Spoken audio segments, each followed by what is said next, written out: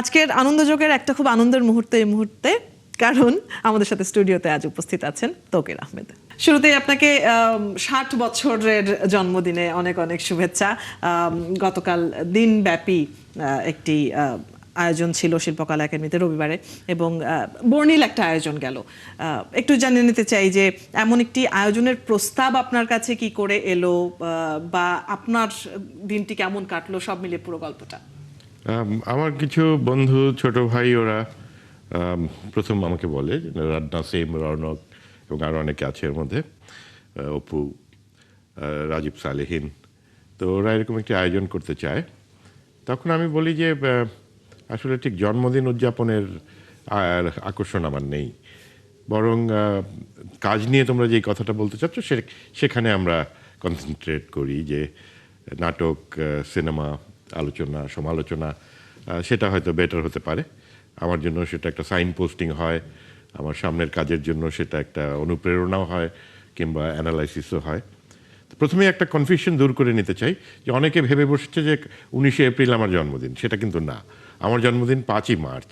আচ্ছা, কিন্তু উদযাপনটা রোজার মধ্যে না করে ওরা এই সময়টা বেছে নিয়েছে, বৈশাখের এই সময়টা, যখন বেশ একটা ফেস্টিভ মুড থাকে সব দিকে। এবং কালকে সারাদিনই একটা উৎসব মুখর ব্যাপার ছিল। মানুষ স্বতঃস্ফূর্তভাবে এসেছেন, বয়োজ্যেষ্ঠ গুরুত্বপূর্ণ সাংস্কৃতিক ব্যক্তিত্বরা এসছেন, অভিনেতারা এসছেন, নাট্যকর্মীরা এসছেন, এবং আমার কাজগুলির সঙ্গে তারা থেকেছেন, কথা বলেছেন। আমার যথেষ্ট সংকোচ লেগেছে, কেন আমি বেসিক্যালি লাজুক মানুষ, কিন্তু ভালোও লেগেছে। যারা এসেছিলেন তাদের বিষয়ে যেহেতু আপনি কথাটা তুললেন, আপনাকে শুভেচ্ছা জানাতে বিভিন্ন অঙ্গনের, শিল্প সংস্কৃতির বিভিন্ন অঙ্গন থেকে অনেক সৃজনশীল মানুষেরা সমবেত হয়েছিলেন, একত্র হলেন। এই ব্যাপারটা নিয়ে যে অনুভূতি, লজ্জার বাইরে অন্য অনুভূতি নিয়েও একটু জানতে চাই, এবং কার উপস্থিতি বা কার বলা কথাগুলো বিশেষভাবে স্পর্শ করেছে। আমি অবশ্যই বলবো যে সিনিয়র যারা ছিলেন সেখানে মামুনুর রশিদ, আবুল হায়াত, আফজাল হোসেন, বা আমার সমসাময়িক একটু সিনিয়র হাকিম ভাই, বা একটু ছোট মাহফুজ, এবং দীপা থেকে শুরু করে পাভেল আজাদ, আমার বন্ধু গাজী রাকায়েত, বা মীর সাব্বির। তো সুতরাং রিপ্রেজেন্টেশনটা ছড়ানো ছিল, বিভিন্ন দিক থেকে ছিল। নাট্যকর্মীরা, সাধারণ নাট্যকর্মী ছিলেন, এবং দর্শকও ছিলেন যারা। তা আমার মনে হয়েছে যে তাদের সাথেও ইন্টারঅ্যাকশন হয়েছে, প্রচুর ছবি তুলতে হয়েছে, লবিতে গেলেই ছবি তুলতে হয়েছে, প্রচুর ইন্টারভিউ বাইট দিতে হয়েছে। তো এটা আমি পজিটিভলি বলছি যে আমার মনে হয় আমি খুব সৌভাগ্যবান যে এতদিন পরেও মানুষ আমাকে মনে রেখেছে, বা মানুষ আমাকে ভালোবাসে। সেই অনুভূতিটা আনন্দের। এত এত প্রিয় মানুষদের সাথে কি অনেকদিন পর এভাবে একটা গেট টুগেদার হলো? এর মধ্যে তো কর্মকাণ্ড, সাংস্কৃতিক কর্মকাণ্ড একটু কমই ছিল গত 2 বছর। মঞ্চ নাটকও সেভাবে হচ্ছিল না, বা প্রোডাকশনও কমেছে সেই সব দিক থেকে আমার মনে হয় আর কি। তো সেখান থেকে একটা গেট টুগেদার খুব গুরুত্বপূর্ণ বটে, কারণ শিল্পীদের ভয়েসটা সোসাইটিতে থাকা দরকার, তাদের ভিশন, ভিউজ এগুলি আসা উচিত। তো শিল্পীরা যদি অন্তরালে থেকে যান, তাহলে একটি সমাজের গুরুত্বপূর্ণ অংশ নিশ্চুপ থেকে যায়। তো সেখানে আমার মনে হয়েছে যে শিল্পীদের এই পুনর্মিলিত করার এই প্রয়াস অত্যন্ত গুরুত্বপূর্ণ, এবং শিল্পীর সম্মান সংরক্ষণ বা তার স্বার্থ সংরক্ষণ, যেগুলি একটা সোসাইটিতে খুব গুরুত্বপূর্ণ বিষয়, দুর্ভাগ্যজনকভাবে আমাদের সোসাইটিতে সেটি একটু অবহেলিত। 5ই মার্চ যেদিন আপনার জন্মদিন ছিল, সেই দিন নিশ্চয়ই সোশ্যাল মিডিয়াতে আপনাকে অনেকেই উইশ করেছে, অনেকেই আপনাকে নিয়ে লেখালেখি করেছেন, কিন্তু রবিবারের দিনটাতেও সামাজিক যোগাযোগ মাধ্যম কিন্তু তৌকির আহমেদময় ছিল। এটা আপনারা হয়তো চোখে পড়েছে। এই যে এত ভালোবাসা, শ্রদ্ধা, সম্মান, এতে করে দায়িত্ব বেড়ে গেল কি? না, আমি সবসময় দায়িত্বশীল। না, আমি বলছি, কালকেও আমি বলেছি যে আসলে ভালো কাজই করতে হবে, কারণ মন্দ কাজের কোনো দাম নেই।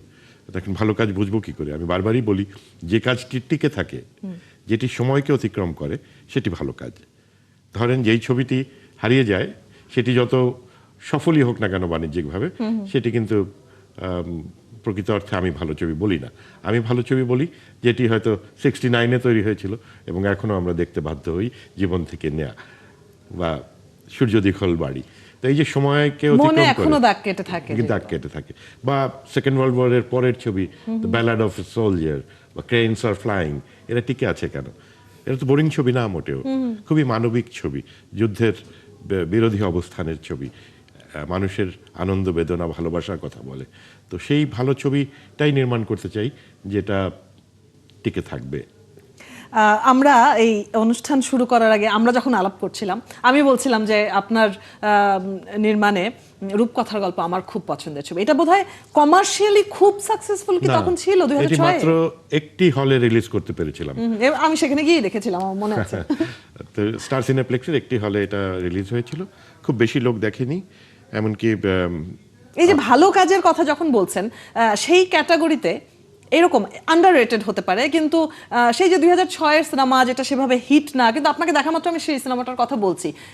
তাহলে কি আমরা ধরে নিতে পারি যে ভালো কাজের ক্যাটাগরিতে এই ধরনের কাজগুলো আপনি আরো করতে চান, আরো রাখতে চান? হ্যাঁ, আমি তো আমার ছবি করতে চাই। আমি তো দর্শক কি পছন্দ করবে, কোনটাতে বাণিজ্য হবে, সেই ধারায় তো আমি যাইনি।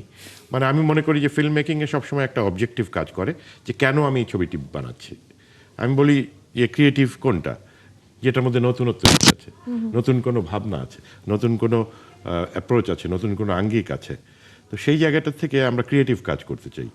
আর বাণিজ্যিক ধারায় তো আমাকে ফরম্যাটেড কাজ করতে হবে, জনরুচির কথা ভাবতে হবে, কোনটা তারা পছন্দ করবেন, কোনটা এই সময়ে চলছে, বোম্বের কোনটাকে এনে এখানে অ্যাডাপ্ট করা যায়, সেটা আমি বলি সেটা ক্রিয়েটিভ ছবি না। কিছু ফর্মুলাও আছে না, এতগুলো গান থাকতে হবে, এরকম ফাইট সিকোয়েন্স থাকতে হবে। হলিউডেও আছে ফরম্যাটেড ছবি বলি আমরা এগুলোকে, যেগুলি মূলত ফর্মুলা নির্ভর। তো সেগুলি আসলে কালের গর্ভে হারিয়ে যায়, টেকে না। কিন্তু যেগুলি আসলেই ইনোভেটিভ ছবি, ক্রিয়েটিভ ছবি, যেখানে নির্মাতার কিছু বলার আছে, হ্যাঁ, বলার নাও যদি থাকে, কোনো প্রশ্ন আছে, আর্ট তো সবসময় উত্তর দেয় না, অনেক সময় শুধু প্রশ্ন করেই ছেড়ে দেয়। তো সেই প্রশ্নটা খুব জরুরি। রবিবারে যে আয়োজনটি দিনব্যাপী ছিল, সেখানে অজ্ঞাতনামা দেখানো হয়েছে, ভীষণ সুন্দর একটি চলচ্চিত্র।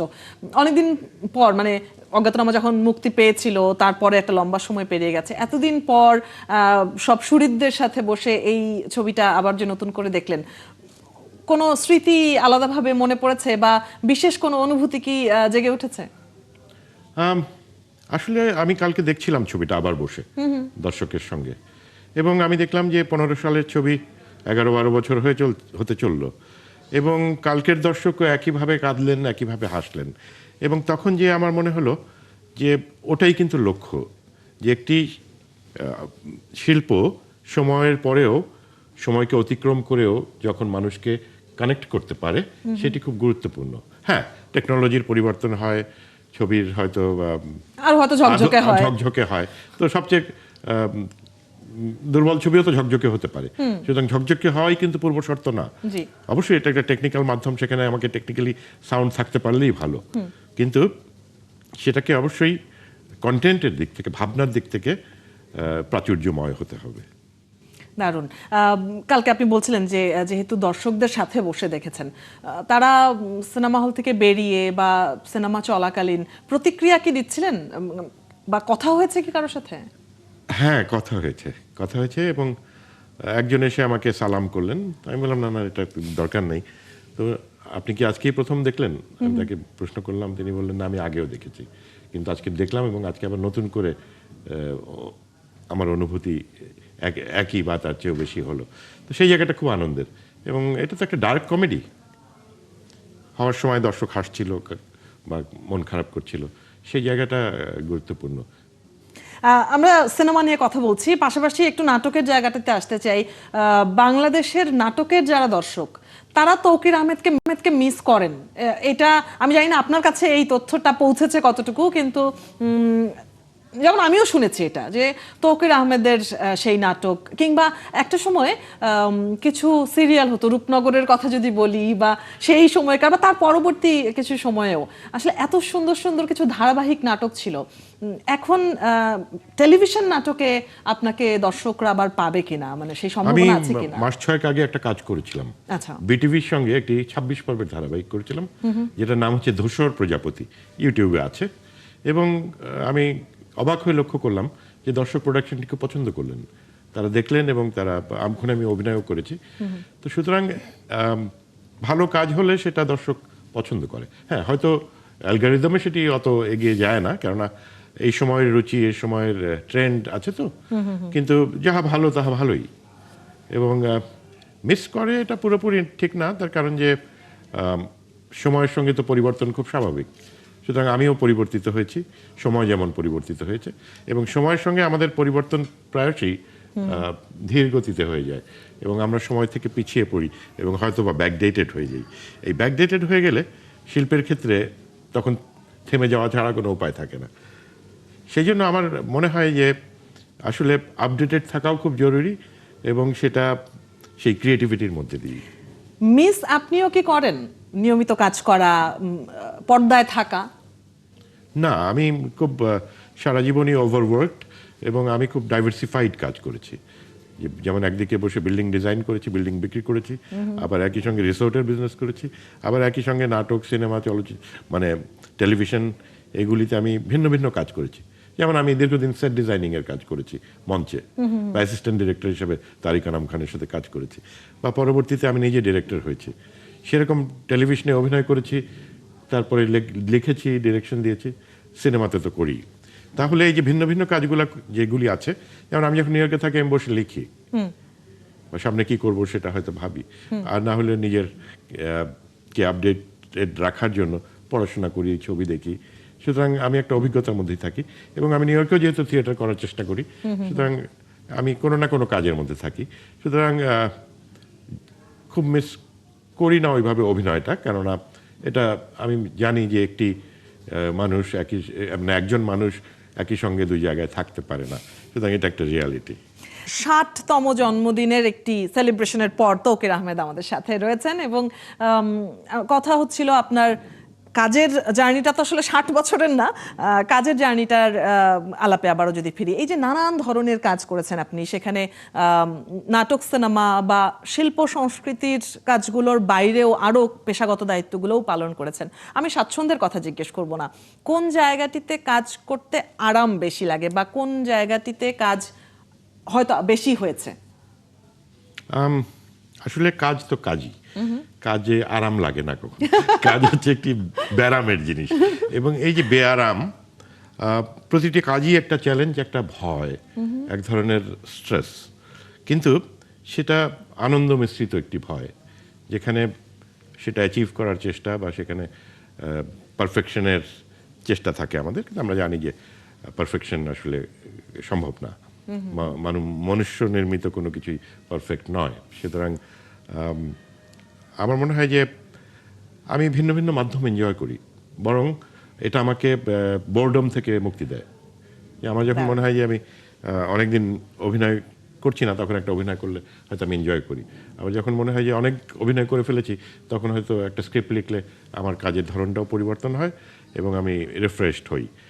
এবং মাধ্যম তিনটির মধ্যে আমি কোনোটিকে অবহেলা করতে পারিনি, যে কারণে এখনো আমি টেলিভিশনের সিরিয়াল বানাই। হ্যাঁ, সাধারণত একজন যখন ফিল্মে চলে যায়, সে তখন হয়তো টেলিভিশন তেমন করতে চায় না, সে বা মনে করে যে এটা হয়তো ততোধিক গুরুত্বপূর্ণ নয়। কিন্তু আমি মনে করি যে না, আমার শুরু টেলিভিশনের থেকে, কিন্তু শুরু তো আসলে মঞ্চ থেকে। হ্যাঁ, আমি মঞ্চের জায়গাটাতেই আসতে চাইছিলাম। সেই মঞ্চে আমরা এখনো আসি, এখনো মঞ্চের জন্য আমরা লিখি বা সেট ডিজাইন করি, ডিরেকশন করি, সেটা খুব এনজয় করি। এখন বাংলাদেশে থাকার এই সময়টিতে মঞ্চ নিয়ে কোনো পরিকল্পনা আছে কি? হ্যাঁ, মঞ্চ নিয়ে আমরা তীর্থযাত্রীর শো তো করলাম, গতকালকেও করলাম, তো এটা প্রায় 2 বছর পর শো হলো। সুতরাং প্রোডাকশনটাকে রিভাইভই করতে হলো। প্রায় 8 দিন আমরা বেশ পরিশ্রম করে। দর্শক কতটা উপভোগ করেছে? কালকে একদম হাউসফুল শো ছিল। আমরা চেয়েছিলামও যাতে শোটা ভরা থাকে, এই জন্য আমরা একটু বিশেষ দিনে কিছু ছাড়ও দিয়েছিলাম টিকিটে, একটা সৌজন্য মূল্যে আমরা টিকিট ছেড়ে দিয়েছি। প্রচুর ইনভাইটিজও ছিলেন। তো এটা যেমন এই মুহূর্তে চলছে, এবছরই আমি আরেকটি মঞ্চনাটক নিয়ে আসব, সেটা হয়তো বছরের মাঝামাঝির পরে যে করতে হবে। আপনি তো একটা সিনেমা কাজেও হাত দেবেন বলে ঘোষণা দিয়েছেন রবিবারে। সেই সিনেমাটি নিয়ে কোনো পরিকল্পনা কি শেয়ার করতে চান? প্লট কেমন হবে বা থিম কি হবে? হ্যাঁ, আমি ওই যেটা বলি সবসময়, যে আমার ছবিতে আমার কিছু ভাবনার থাকলেই আমি সেই ছবিটি নির্মাণ করতে চাই। এই ছবিটি একটি এটাও আমার ধারণা যে এক ধরনের এটাকে কি বলবো যে বিষয়ভিত্তিক ছবি, আচ্ছা, এবং সেটা শুধু রিয়েলিস্টিক না বরং কিছুটা সুরিয়েলিস্টিক অ্যাপ্রোচও থাকবে এর মধ্যে। একটা এক্সপ্লয়টেশনের বিভিন্ন রূপ হয়তো এখানে। কাদের দেখা যাবে পর্দায় দর্শক এটা অপেক্ষা করবেন এটা কাদের এটা জন্য? থাক, আচ্ছা, এটা থাক, কেননা আমি নিজেও এখনো শিওর না, Okay. কিন্তু আমি ছবিটাকে অনুদানেও সাবমিট করেছি। যদি অনুদান পাই তো সহজ হয়ে যাবে আমার জন্য, আর যদি অনুদান না পাই তাহলে আমাকে প্রডিউসার হান্ট করতে হবে, কেন চলচ্চিত্রে অনেক টাকা লাগে মাধ্যমগত কারণেই। তো সে কারণেই হয়তো করা হয়ে ওঠে না সবসময়। যে আমার 7টি ছবি, গতকালকে আমি বলছিলাম যে এটা 14টিও হতে পারতো যদি পরিবেশ পরিস্থিতি বা পৃষ্ঠপোষকতা অনুকূলে থাকতো। অনেক আগে একবার একটা সাক্ষাৎকারে আপনি বলছিলেন, আমার সাথেই ছিল সেই সাক্ষাৎকারটি, আপনি বলছিলেন যে আমি ব্যবসাটা করি মূলত চলচ্চিত্রে যেন সেই টাকা আমি ব্যবহার করতে পারি। এই চিন্তা ভাবনা কি আছে এখনো? এখনো আছে, কিন্তু মুশকিলটা হচ্ছে যে মাঝখানে যেমন আমি অনেকদিন রাগ করে ছবি বানাইনি, যেমন দারুচিনি দ্বীপের পরে কিন্তু আমি প্রায় 7-8 বছর আমি ছবি করিনি, আবার 15তে এসে অজ্ঞাতনামা করলাম। তো যে সময়টা আমি ছবি করিনি সেই সময়টা আমি কি করেছি, আমি নক্ষত্রবাড়ি নির্মাণ করেছি। আমি আমার একটু রাগের জায়গাটাও বলবেন, কেন রাগের জায়গাটা ওই সময়টা আমি ফাগুন হাওয়ায় নামে যে ছবিটি আমি পরে করেছি, ওই ছবিটি নিয়ে অনেক প্রডিউসারের সাথে মিটিং করেছি এবং তারা কেউ উৎসাহী হননি। আচ্ছা। অনুদানের জন্য জমা দিয়েছি, সেখানেও তারা উৎসাহিত হননি। আমার তখন খুব রাগ হয় আর কি, আমি একটু রাগী সবসময়। তো আমি করলাম না ছবি, এরকম একটা ভাব নিয়ে আমি অন্য কাজ করা শুরু করলাম। টেলিফিল্ম করলাম, নাটক করলাম, মঞ্চে কিছুদিন কাজ করলাম, এবং একটা পর্যায়ে আমি জালালের গল্প বলে একটি ছবিতে অভিনয় করলাম, আবু সাঈদ ইমনের, এবং ওটা ওদের সঙ্গে আমি বুসানে গেলাম। বুসান ফিল্ম ফেস্টিভ্যালে আমি অনেকগুলি ছবি দেখে ওখানে আমার সাথে দেখা হলো, আসগার ফারাদির দেখা হলো, মহসিন মাকবুল বরফের সাথে দেখা হলো, এবং তাদের সাথে কথা হলো, এবং আমার হঠাৎ মনে হলো যে আমি তো অনেকদিন ছবি করছি না, আমি ছবি করতে পারি, আমি করেছি আগে, এবং আমার আরও ভাবনা আছে করার। তখন এই অজ্ঞাতনামাটা আমি মঞ্চ নাটকের আকারে লিখেছিলাম। আচ্ছা, এটা বই আকারেও বেরিয়েছিল 13 সালে। আমি এটাকে ফিল্ম করতে চাইলাম, বিপাশা বললো যে না, এত সুন্দর মঞ্চ নাটকটা তুমি ফিল্ম করবা। আমি বললাম যে না, আমি নতুন করে লিখবো আবার। তো ওটার ফিল্ম ভার্সনটা আমি স্ক্রিন প্লেটা লিখলাম, এবং 15 সালে আমি খুব বেশি বাজেট পেলাম না, কিন্তু যেটুকু বাজেট পেলাম সেটা দিয়েই আমি অজ্ঞাতনামা বানালাম। এবং আপনি দেখলে বুঝবেন যে অজ্ঞাতনামা কিন্তু অল্প বাজেটের ছবি, কিন্তু তাতে কিছু যায় আসে না, কেন অজ্ঞাতনামা মানুষের আইডেন্টিটির কথা বলে। অজ্ঞাতনামা মানুষের, এবং প্রত্যেকেই এত সুন্দর সুন্দর অভিনয় করেছেন, এবং আমি অভিনেতাদের নিলাম আমার বন্ধু বান্ধবের মধ্যে থেকে, যারা আমার কলিগ, বাবু ভাই বা সেলিম ভাই, মোশাররফ যে আমার দলের, হ্যাঁ, শতাব্দী যে আমাদের ছোট ভাই। তো সুতরাং টিমটা বানালাম আমি আমাদের মঞ্চ নাটক টেলিভিশনের শিল্পীদের দিয়ে, একটা গেরিলা টিম করলাম, এবং 15 দিনের মধ্যে আমি শুটিং শেষ করলাম। কিন্তু অজ্ঞাতনামা দর্শক পছন্দ করলো অনেক পরে, যখন অনলাইনে আসলো। কেন পছন্দ করলো? যেটা বলছিলাম, যেটা মানুষের কথা বলা আছে, তার অস্তিত্বের সংকটের কথা বলা আছে, তার সম্মানের কথা বলা আছে এখানে, এবং মানুষ রিলেট করতে পারছে। এটা বোধহয় একটা খুব মানে মনকে নাড়া দেওয়ার মতো জায়গা। আপনি বলছিলেন যে আপনি আপনার মতো কাজগুলোই করতে চান। বিশ্বাস করুন, দর্শকরাও তৌকির আহমেদের কাজগুলোই দেখতে চায়। যারা অপেক্ষা করে থাকে, যারা মিস করে বলছিলাম আমি, তারা আসলে সত্যিকারের তৌকির আহমেদের কাজগুলোই আবারও পর্দায় হোক মঞ্চে হোক দেখতে চায়। আপনার ভবিষ্যতের কাজগুলোর জন্য অনেক অনেক শুভকামনা থাকবে। আমরা আড্ডা দিচ্ছিলাম, কিন্তু অনুষ্ঠানের যেহেতু একটা সময়ের ব্যারিয়ার আছে, আড্ডাটা শেষ করতে হবে। অনেক অনেক ভালো লাগলো, এবং 60 বছরের জন্মদিনটা যদিও আগে পেরিয়ে গেছে, তারপরেও 60 বছরের তরুণ তৌকির আহমেদকে আনন্দযোগের পক্ষ থেকে অনেক অনেক শুভেচ্ছা থাকছে। অনেক ধন্যবাদ আপনাকে।